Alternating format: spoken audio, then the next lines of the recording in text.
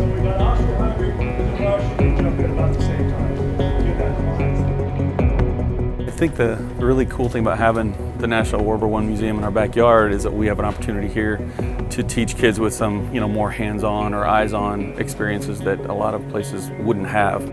The kids who have military families, I think it's kind of special to them because they can see a lot of the military heritage here. And then for the kids that don't, it may be the first time they've ever seen a tank up close or they've ever seen an artillery piece or something. So they kind of get a sense of the things that we're studying, but they get some real-life examples.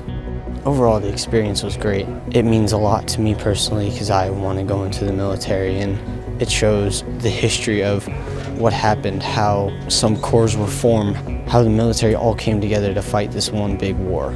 Blue Springs South and the Blue Springs School District are both huge supporters of our program, and we couldn't do a lot of the things that we do without support from the district. And so it's really great because what we teach isn't just Air Force centric and like just Air Force related, but a lot of it is leadership and ethics and morals and just a value system that is important to them whether they're a cadet in my program or just a student at South. So it's great to see all of that kind of come together in our program.